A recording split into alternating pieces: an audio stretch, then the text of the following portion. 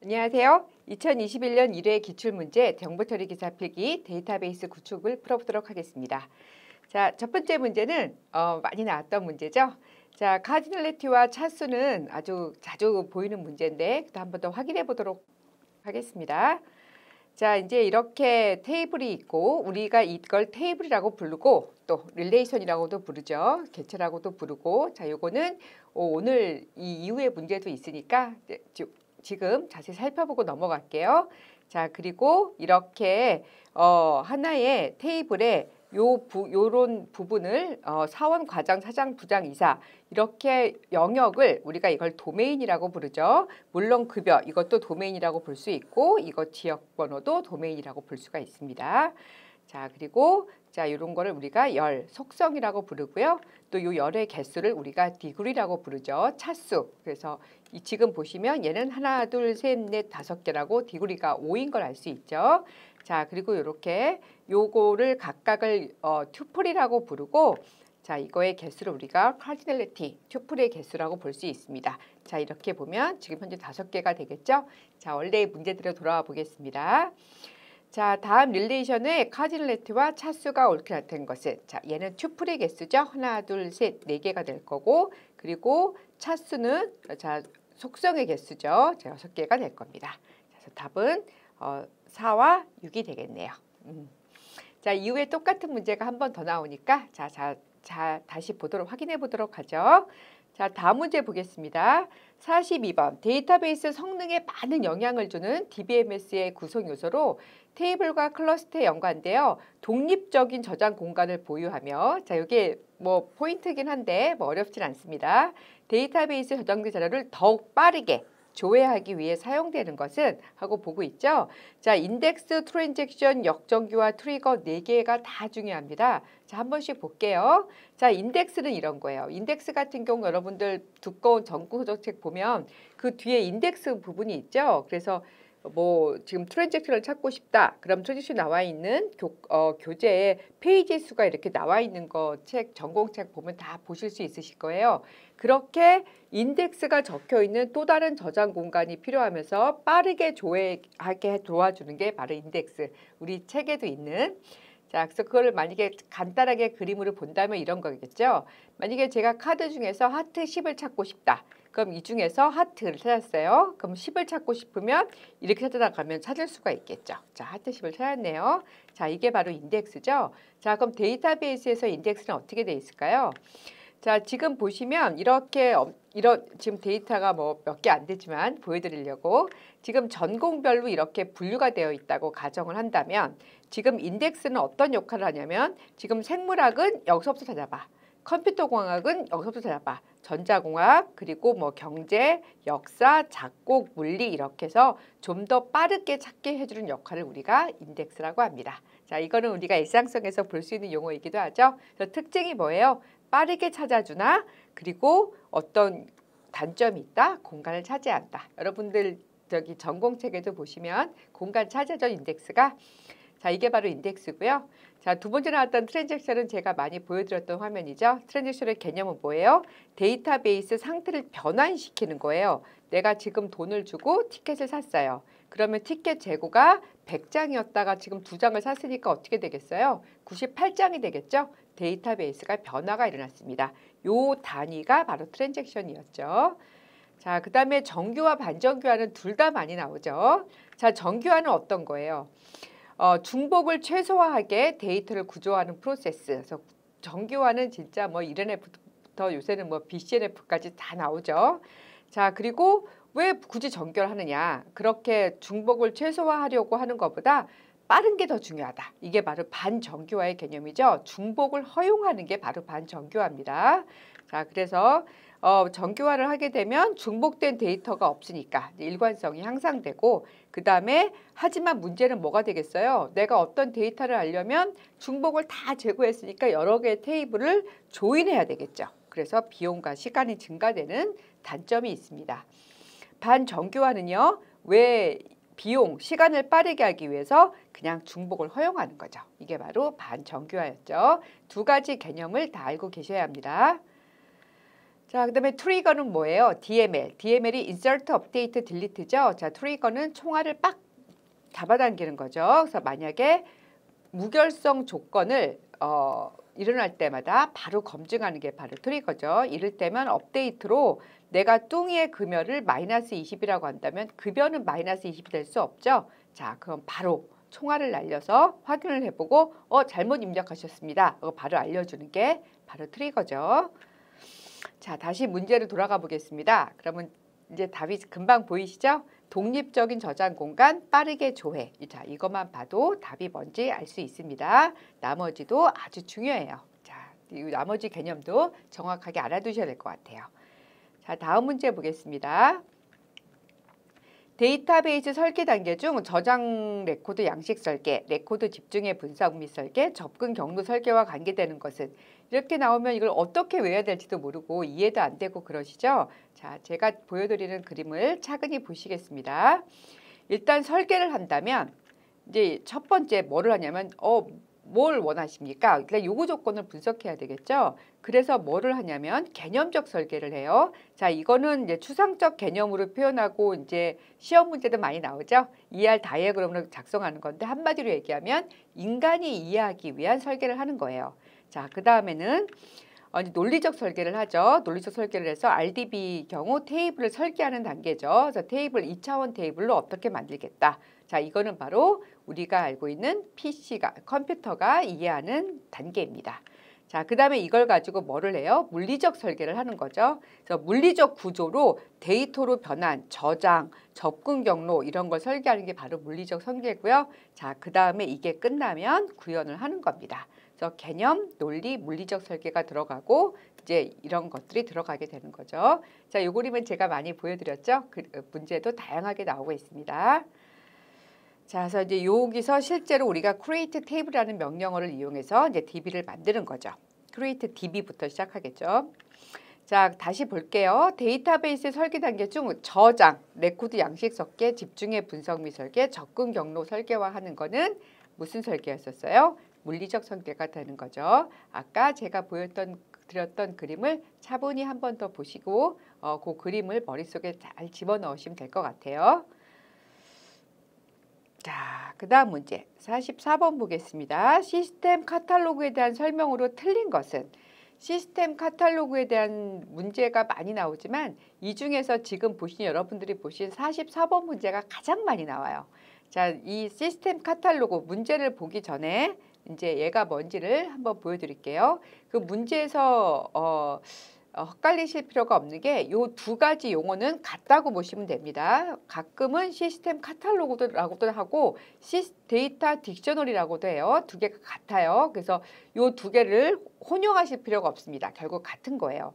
얘는 뭐냐면 내가 지금 테이블을 만드는데 이렇게 테이블 만드는데 속성이 여기가 네임이 아이디가 있고 그 다음에 패스워드가 있고 그 다음에 푸드가 있고 프라이스가 있고 퀀터티가 있는 이런 내가 지금 테이블을 지금 만들고 있어요. 그래서 뭐 아이디 집어넣고 이렇게 해서 막 뭐 주문 배달 음식 뭐 이런 걸 만드나 보죠. 자, 이런 걸 작성하고 있으면 내가 이렇게 테이블을 만들면 데이터베이스 우리가 쓰는 데이터베이스가 알아서 이렇게 데이터 딕셔너리 즉 시스템 카탈로그를 이렇게 만듭니다. 자기가 알아서 어떻게 만드냐면 아이디에는 문자가 들어오네. 그리고 길이는 뭐 이만큼이네. 얘는 반드시 뭐 요구되어야 돼. 빈칸으로 둘 수 없어. 그리고 얘는 프라이머리 키야. 프라이머리 키는 유니크하고 낱널이어야 되죠. 그리고 얘는 뭐 고객 아이디고 샘플은 이런 식이고 패스워드는 문자고 길이가 뭐고 이렇게 뭐 이런 식으로 들어가게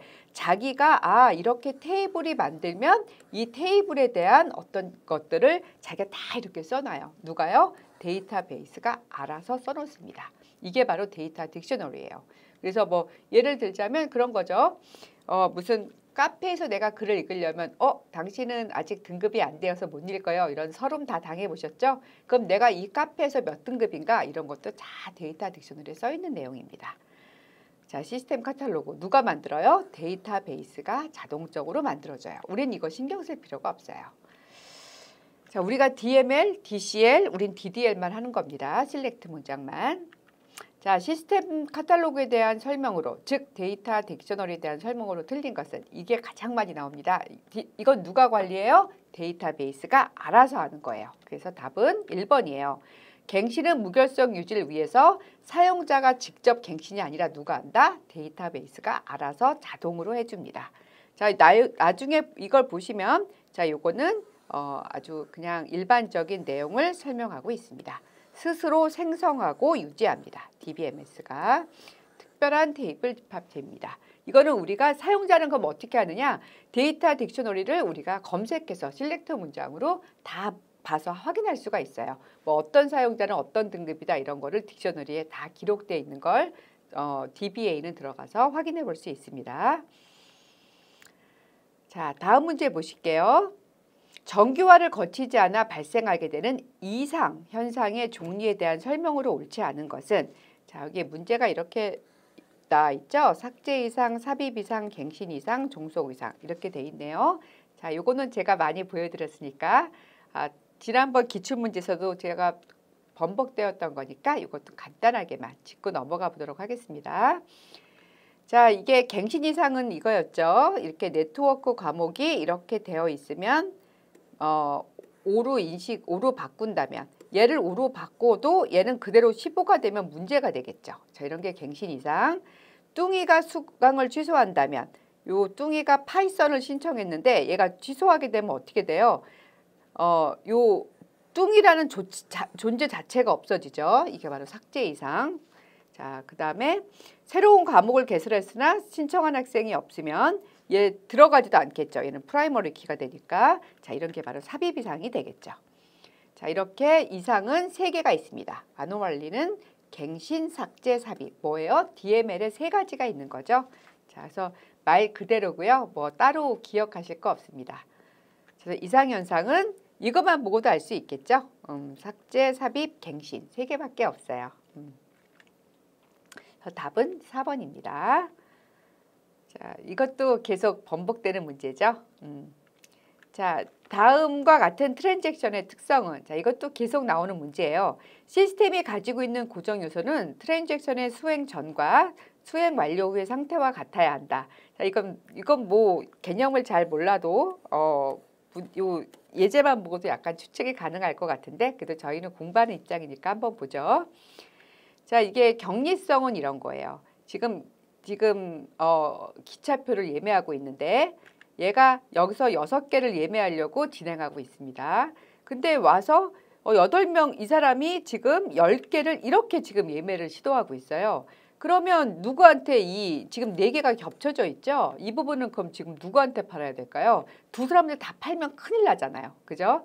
자, 이렇게 되는 경우에는 이런 일이 발생해서는 안 되겠죠. 두 사람한테 같은 좌석을 팔 수가 없습니다. 그래서 이럴 때 어떻게 써요? 우리가 락킹을 걸죠. 그래서 이 사람이 만약에 이 좌석을 먼저 하고 락킹을 결제하는 동안 이 사람은 결제가 동시에 되지 않게 자, 이게 이렇게 락킹 걸어서 요거를 확보할 수 있게 하는 걸 뭐라 그래요? 아이솔레이션이라고 하죠. 격리성입니다.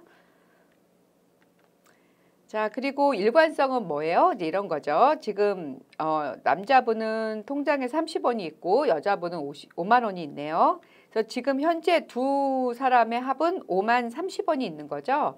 근데 남자가 10,000원만 빌려주세요 그랬어요. 그러니까는 계좌 이체한다라고 이유도 안 물어보고 좋은 친구네요. 자, 보내줬어요. 그러면 이제 남자는 1030원이 됐고 이제 여자분은 4만 원이 됐겠죠. 돈을 보내줬으니까. 자, 그러면 이 트랜잭션이 일어난 이후에 두 사람의 총합은 얼마예요? 5만 30원이죠. 이전과 이후가 돈이 같습니다. 자, 이걸 우리가 뭐라 그래요? 일관성이라고 하겠죠. 자, 이제 이건 많이 보여드렸던 거니까 자, 오늘은 중요한 2가지만 먼저 보여드렸어요. 자, 문제 다시 보실게요. 다음과 같은 트랜잭션의 특성은 뭐예요? 수행 전과 트랜잭션의 수행 전과 수행 완료 후의 상태가 같은 거는 자, 일관성이 됐겠죠? 자, 아까 5만 30원 수행 전과 수행 후가 같았습니다. 자, 다음 문제 보시겠습니다. 뷰에 대한 설명으로 옳지 않은 것은 와, 뷰는 진짜 중요하죠. 자, 뷰는 이제 데이터베이스를 쭉 보시면서 이제 하나로 완성되는 어떤 그 시점을 보셔야 돼요. 자, 뷰는 이런 거죠. 많이 보여드렸죠. 자, 인플로이 테이블과 에어리어 테이블이 이렇게 두 개가 있을 경우에 너무 데이터가 많아. 나 원하는 것만 보고 싶어. 이를테면 이 사원이 어느 지역에서 일하는지를 보고 싶어요. 자, 그렇게 되면 난 사원 번호와 이름과 그리고 에어리어 테이블에서 이 지역만 보고 싶다. 그러면 테이블을 이렇게 논리적으로 이미 있는 테이블에 내가 원하는 것만 이렇게 보여주는 거. 이게 바로 뷰죠. 자, 이게 바로 뷰예요. 그래서 논리적 데이터 독립성 그리고 보안을 제공한다. 뭐 급여 같은 걸 보여줄 필요가 없죠. 자, 근데 인덱스는 못 가지고 그리고 변경하는 거에는 삽입 삭제 갱신에는 당연히 제약이 있겠죠. 원래 테이블에서 가져오는 거니까. 그리고 뷰에서 그리고 여기 지금 이렇게 가져왔습니다. 자, 그래서 뷰에서 뷰를 또 가져올 수 있어요. 나는 이름하고 지역명, 사원번호가 필요 없다. 그래서 이렇게 뷰에서 뷰를 또 만들 수 있겠죠. 그래서 만약에 이 뷰가 없어지면 지금 요 테이블은 요 두 개의 테이블을 조인해서 내가 원하는 것만 보여줬는데 이 뷰에서 또 뷰를 또 만들었어요. 요 두 개만 가지고. 근데 요 뷰를 지웠을 경우는 어떻게 될까요? 얘는 어떻게 되냐면 얘도 같이 지워집니다. 좀 더 세심하게 좀 살펴봤어요. 뷰는 이런 특성들이 있어요. 그래서 꼭 기억해 두셔야 될 게 인덱스는 못 가지고요. 왜냐하면 자체적인 테이블이 아니니까. 그리고 삽입 삭제 갱신에 제약이 있습니다. 자, 그리고 논리적으로 독립성. 이 말은 뭐냐면 실제 존재하지 않는다는 얘기죠. 물리적으로 존재하지 않고 논리적으로만 존재한다. 자, 다시 볼까요? 그러면 뷰에 대한 설명으로 옳지 않은 거는 뷰 위에 또 다른 뷰 정의할 수 있죠. 보안 측면에서 아까 같이 급여 같은 거 안 보여줄 수 있죠. 그리고 삽입 갱신 삭제 연산은 물리적으로 존재하기 때문에 제약사항이 따릅니다. 그리고 아까 말씀드렸다시피 물리적으로 존재하지 않기 때문에 인덱스를 가질 수 없습니다. 자, 답은 3번이죠. 자, 아래에 SQL문을 실행한 결과는 자, 이렇게 복잡하게 나오게 되면 여기 오른쪽 하단에 이렇게 문장이 나오잖아요. 그럼 이거 먼저 보세요. 자, 요거 먼저 하세요. 편하게. 자, 그러면 select 학번 R2 테이블. 자, R2 테이블에서 과목 번호가 C100인 사람의 학번만 뽑아내라. 그럼 C100인 사람이 누가 있겠어요? 자, 여기서 볼게요. 그럼 여기서 얘만 보는 겁니다. 좀 넓은 화면에서 보죠. 자, 그러면 R2에서 과목 번호가 C100인 사람만 보게 되면 학번이 1000인 사람, 그리고 학번이 3000인 사람, 그리고 학번이 4000인 사람이 나오겠죠.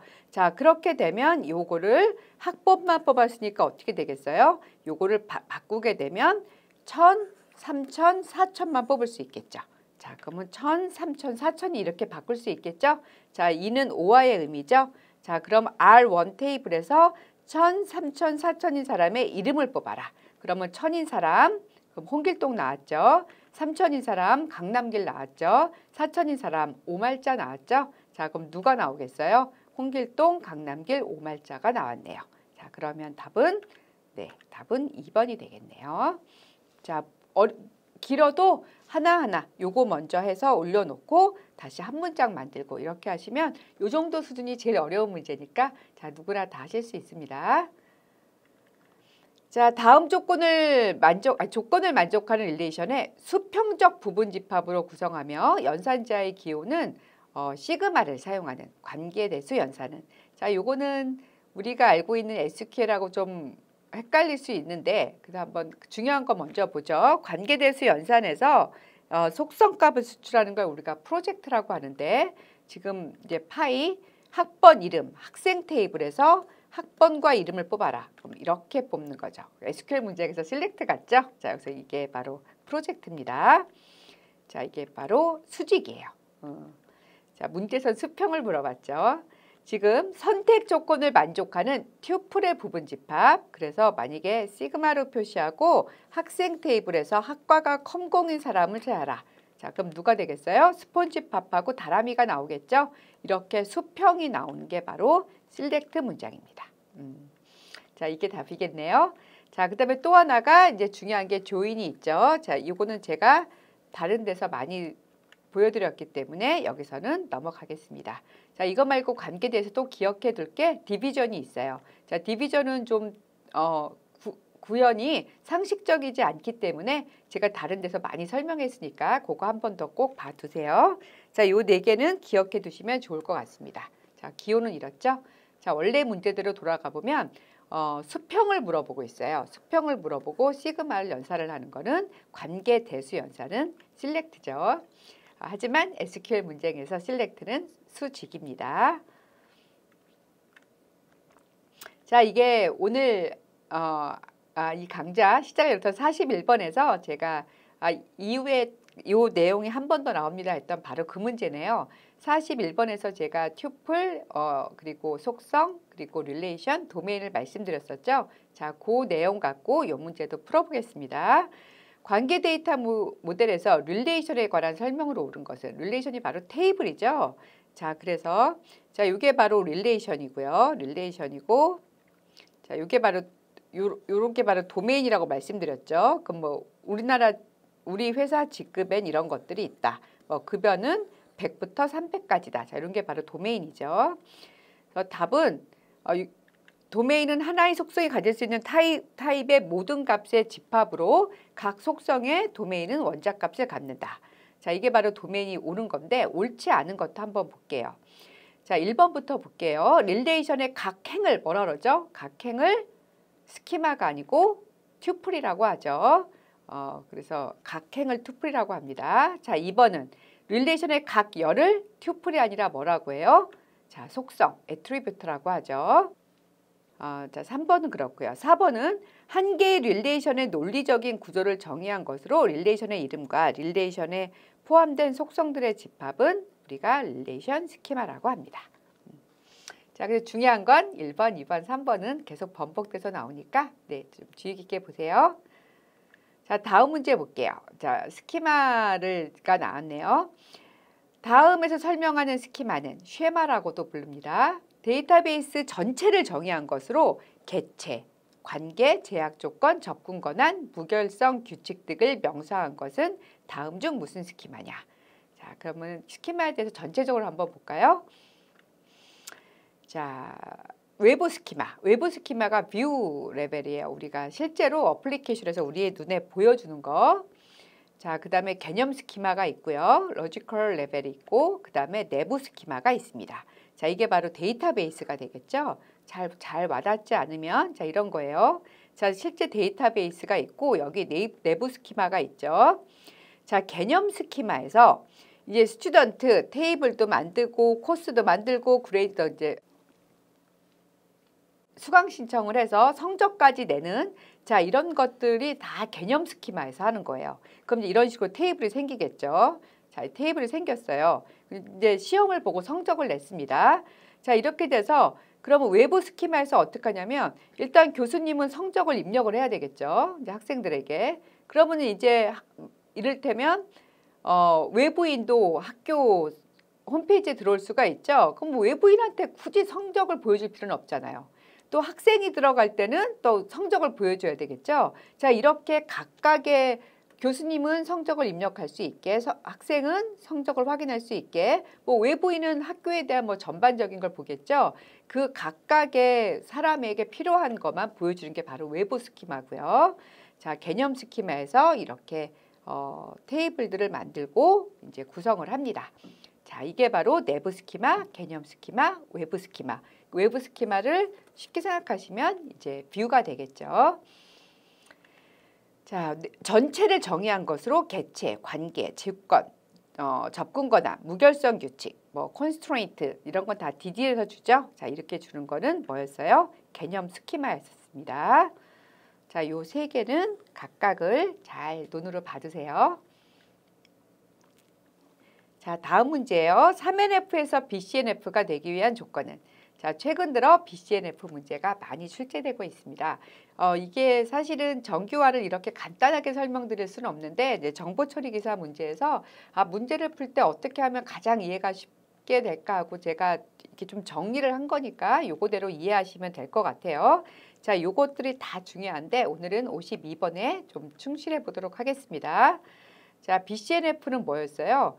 모든 결정자가 후보키입니다. 결정자이면서 후보키가 아닌 것 제거로 시험 문제에선 나오지만 기억하실 때는 어떻게 기억하시냐면 모든 결정자가 후보키라고 보시면 돼요. 이거는 제가 계속 보여드리고 있는 예제죠. 지금 문제는 네트워크 과목을 핑핑이와 다람이 교수님이 두 분이 계시다는 거예요. 그래서 데이터베이스는 집계장이 하고 있지만 네트워크는 핑핑이 퐁퐁 부이는 파이썬, 다람이도 네트워크를 수업하고 있어요. 그래서 지금 어떤 문제가 이것 때문에 지금 이렇게 핑핑이 다람이 이렇게 돼 있죠. 그래서 갱신 이상, 삭제 이상, 삽입 이상이 생기고 있습니다. 자, 그래서 어떻게 하냐면 이런 식으로 테이블을 중복을 최소화하기 위해서 나눴어요.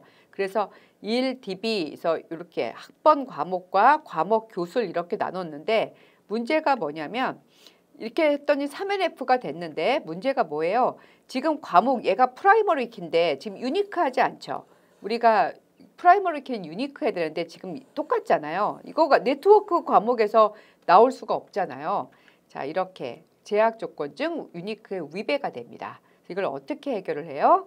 결정자이면서 후보키가 아닌 것 제거해야 한다는 의미는 뭐냐면 모든 결정자가 후보키가 되는 거예요. 그래서 지금 이 학번과 과목이 후보키가 되면 1 네트워크는 교수님이 핑핑이죠. 학번이 1번이고 그리고 2번 파이썬은 퐁퐁부인, 3번 네트워크는 교수님이 다라임이죠. 이렇게 모든 결정자가 후보키가 되는 거예요. 그래서 이거를 우리가 BCNF라고 합니다. 하지만 문제에서는 이거를 이렇게 나옵니다. 결정자이면서 후보키가 아닌 것 제거. 자, 그래서 BCNF의 개념은 이렇고요. 이제 문제 푸실 때는 결정자이면서 후보키가 아닌 것 제거, 즉 모든 결정자가 후보키가 되도록 한다를 기억하시면 될 것 같습니다. 자, 문제 보시면 BCNF가 되기 위한 조건은 자, 이렇게 나옵니다.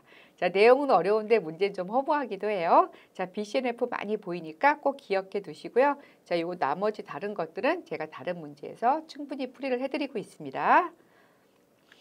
자, 다음 정의에서 말하는 기본 정규형은 어떤 릴레이션 아래 속한 모든 도메인이 원자값만으로 되어 있다. ENF, 3NF, 요새 BCNF가 많이 보이고 있는데 아주 허를 찌르는 아주 기본적인 문제가 나왔어요. 모든 도메인이 원자값만으로 되어 있다. 이건 뭐예요?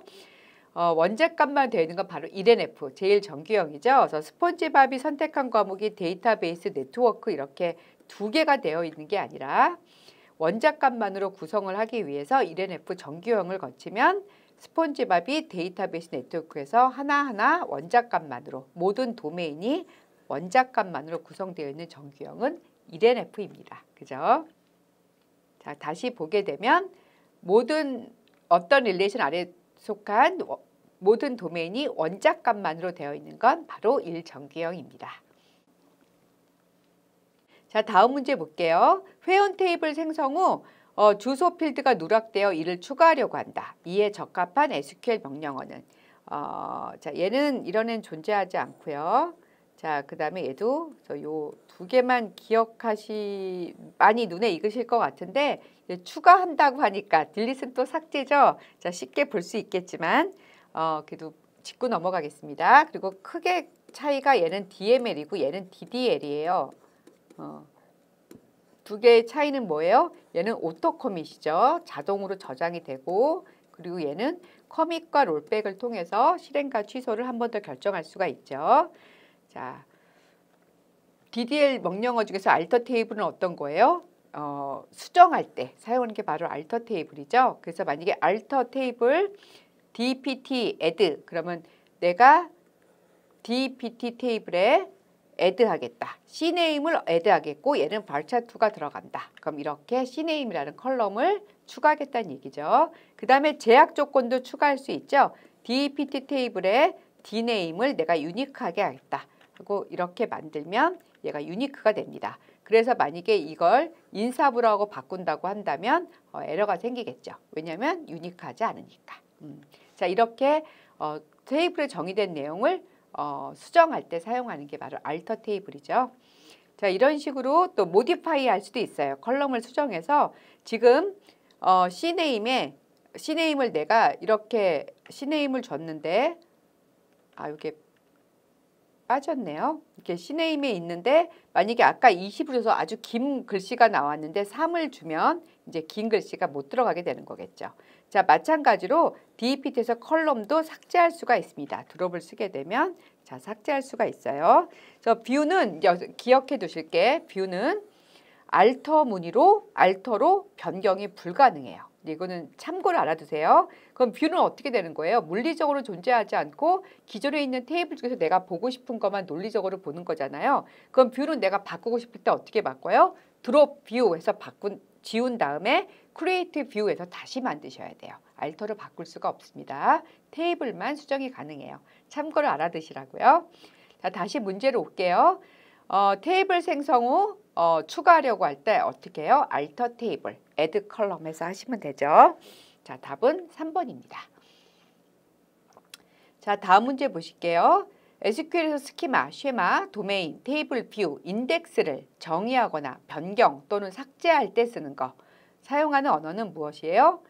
자, 요 세 개를 기억해 두시면 되죠. DML, DDL, DCL. DML은 세 개밖에 없죠. 업데이트, 딜리트, 인서트. 자, DDL은 이제 많이 아시는 게 create, alter, drop. 조금 더 보신다면 제가 다른 문제에서 설명드렸어요. truncate까지 기억해 두시면 돼요. 자, 요거는 auto commit이 되는 데이터 정의어고 DML에서는 요 세 개가 중요하죠. 셀렉트문은 뭐 따로 빼기도 하지만 자, GCL은 다른 문제를 통해서 설명드렸습니다. 자, 이렇게 테이블이 있고 자, 이런 테이블들을 만들고 그래서 뭐 이렇게 얘는 프라이머리 키다. 뭐 이렇게 뭐 얘는 유니크하고 낱널이어야 되겠죠. 뭐 얘는 뭐 포린 키다. 얘는 그러니까 즉 이 테이블에서의 프라이머리 키죠. 자, 이런 것들을 만들고 자, 이런 게 바로 프라이머리 키가 되겠고요. 자, 얘는 포린 키가 되겠죠.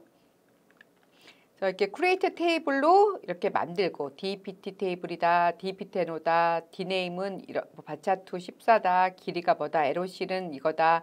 이 중에서 DEPT는 프라이머리 키다. 이렇게 create 테이블로 만들 수가 있죠. 그래서 제약 조건에는 프라이머리 키도 줄 수 있고 foreign 키, 유니크 키, 낱널, 체크, 디폴트 자 이런 거 제약 조건을 줄 수 있고 컬럼에다가 알터 테이블은 아까 말씀드렸다시피 이렇게 컬럼을 주거나 제약 조건을 추가하거나 그 다음에 뭐 수정하거나 그 다음에 삭제하거나 자 이런 것들을 할 수가 있죠. 자 이런 게 바로 DDL이죠. 그래서 아까 말씀드렸다시피 뷰는 할 수가 없습니다. 자 그리고 드롭은 삭제하는 거죠. 전체를 없애는 거예요. 테이블 전체를 EMP 테이블 하면 그래서 제거할 요소를 참조하는 모든 객체를 제거한다는 얘기는 foreign 키로 연결된 걸 한꺼번에 다 지우는 게 바로 캐스케이드였었죠. 뷰도 이런 식으로 지웁니다. 자 이게 바로 드롭이었어요.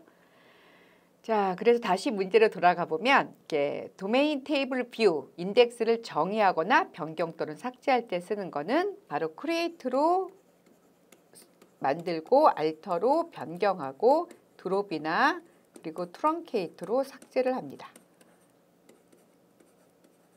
트렁케이트로. 자, 바로 답은 DDL이 되겠죠. 자, 56번 볼게요. 릴레이션 R1에 속한 애트리뷰트의 조합인 외래 키를 변경하려면 이를 참조하고 있는 알트의 기본 키도 변경해야 하는데 이를 무엇이라 합니까? 자, 이건 바로 이런 거죠.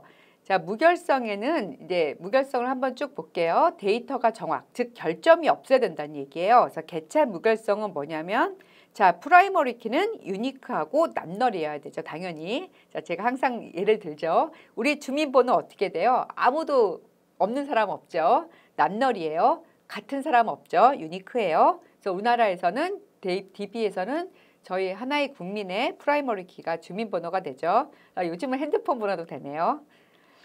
자, 도메인 무결성은 이런 거죠. 자, 지역번호, 우리나라 지역번호에서 이런 건 존재하지 않죠. 그래서 도메인에 속한 값이어야 한다. 자, 이게 바로 도메인 무결성이고요. 자, 그리고 참조 무결성은 이런 거죠. 만약에 핑핑이가 지역번호가 이렇게 써 있으면 우리나라 전화번호부 여기에 반드시 포함되어야 되겠죠. 이게 바로 뭐예요? 참조 무결성이죠. 그래서 외래키 값은 널이거나 뭐 지금 뚱이는 이렇게 너릴 수도 있어요. 외래키 값은 너리거나 그리고 반드시 어떻게 된다? 참조 테이블에서의 기본 키 값과 같아야 한다. 자, 이렇게 여기에 속하지 않는 이런 값은 가질 수 없는 걸 우리가 참조 무결성이라고 합니다. 자, 다시 문제로 돌아가 보면 외래키를 변경하려면 참조하고 있는 기본 키도 변경해야 하는 거는 무엇 때문에 그런다? 참조 무결성 때문에 그런다. 자, 답은 4번입니다. 자, 무결성 제가 보여드린 3개 다 개체 무결성, 그리고 도메인 무결성, 참조 무결성. 자, 이 3개는 다 기억해 두셔야 돼요. 자, 57번 볼게요. 트랜잭션을 수행하는 도중에 장애로 인해 손상된 데이터베이스를 손상되기 이전에 정상적인 상태로 복구시키는 작업이 무엇입니까? 자, 일단 이 문제가 무엇인지 먼저 보겠습니다. 지금 체크 포인트라는 게 있어요. 이거 여러분들 게임해 보시면 아시죠? 이렇게 부분 저장해 둘 수가 있죠. 자, 그래서 이제 복구하는 걸 보여드리는 건데, 자, 체크 포인트라고도 하고 세이브 포인트라고도 합니다. 지금 이렇게 샬랄라, 소철퐁, 준혁 이렇게 3개가 있는 테이블이 있는데 내가 지금 5번에 준수를 넣었어요. 이렇게 insert into에서 그 다음에 커밋을 했습니다. 커밋을 했으니까 저장이 됐겠죠. 저장이 됐어요. 자, 그 다음에 뭐를 했냐면 업데이트를 뭘 시키냐면 아이디가 5번인 사람의 이름을 뭉치로 바꿨어요. 그러면 준수가 뭉치로 바뀌었겠죠. 자, 그 다음에 세이브 포인트 A 여기다가 저장을 해놨어요. 여기가 이제 세이브 포인트 A다. 그 커밋도 안 하고 롤백도 안 했습니다. 자, 그 다음에 insert into values하고 6번 설탕을 집어넣었어요. 이렇게. 자, 그 다음에 세이브 포인트 B를 넣었습니다. 자, insert into 7 쌈장을 넣었어요. 자, 7번 쌈장을 넣었어요. 이렇게. 자, 그 다음에 세이브 포인트 C로 하고요. 그 다음에 select 모든 거 from class 하면 이게 다 보이겠죠. 자, 이거 다 보이는데. 자, 그 다음에 rollback to A라고 했어요. 그럼 어디로 갈까요? 여기로 가겠죠. 일로 갑니다. 그럼 여기로 가면 이 이후에 있는 건 다 무효가 된다는 얘기겠죠. rollback to A. 자, 여기로 가니까 그럼 어디로 가겠어요? 여기까지 가겠죠. 자, 이게 바로 체크 포인트, 세이브 포인트입니다. 자, 이걸 이용한 복구가 바로 이렇게 되는 거예요. 자, 그래서 조금 더 심도 있게 본다면 여기까지는 시험 문제 나오진 않지만 트랜잭션이 이렇게 수행이 됐고 우선 커밋을 했어요. 그 다음에 여기 트랜잭션 2는 이렇게 되고 롤백을 했습니다. 트랜잭션 3은 이렇게 수행하다가 이렇게 얘는 이 상태에서 커밋을 했고 이 상태에서 하다가 여기서 문제가 생겼어요. 문제가 생겨서 어떻게 했냐면 이 시점으로 돌아오는 거예요. 리커버리를 하는 거예요. 여러분들 왜 문서 같은 거 작성할 때 갑자기 에러가 난 다음에 다시 켜보면 뭐 몇 시 몇 분 저장된 상태로 되돌아가시겠습니까? 이런 거 많이 보신 적 있으시죠? 자, 이게 바로 체크 포인트, 세이브 포인트예요. 근데 문제는 뭐냐면 얘는 커밋을 했단 말이에요. 얘는 롤백을 했어요. 얘는 커밋을 했죠. 얘는 하다 말았어요. 근데 우리는 지금 이 시점으로 돌아가는 거예요. 그럼 어떻게 돼요? 커밋된 거는 어떻게 돼야 돼요? 보장을 해줘야 되겠죠. 자, 바로 이럴 때 이 돌아갈 때 요 것들을 어떻게 해결하느냐. 자, 이거는 정보 처리 기사 문제로는 좀 어렵습니다. 그냥 편하게 보세요. 자, 그럼 일로 돌아갈 경우에 어떻게 돼요? 다 여기로 돌아가게 되면 요 부분은 우리가 보장해줘야 되겠죠. 자, 요 부분도 보장해줘야 돼요. 돌아가지만 그리고 얘는 롤백을 시켰으니까 이 부분도 여기로 돌아간다고 해서 요 부분이 수행되고 있으면 안 되겠죠. 얘는 롤백을 시켰으니까 여기까지 언두를 시켜줘야 돼요. 롤백을 했으니까. 그리고 이 사람은 여기까지로 돌아가고 아무것도 안 했으니까 여기로 돌아가면 됩니다. 그다음에 이건 마찬가지로 언두가 되는 거예요. 여러분들이 하는 문서 작성도 똑같습니다. 자, 그래서 언두와 이제 리돌 이렇게 하는 거죠. 이게 바로 복구가 이런 시스템으로 돌아가고요. 자, 다시 볼게요. 그래서 손상되기 이전에 정상적인 상태로 복구시키는 거는 바로 리커버리입니다. 그래서 이럴 때 사용하는 게 체크 포인트, 세이브 포인트 같은 용어예요.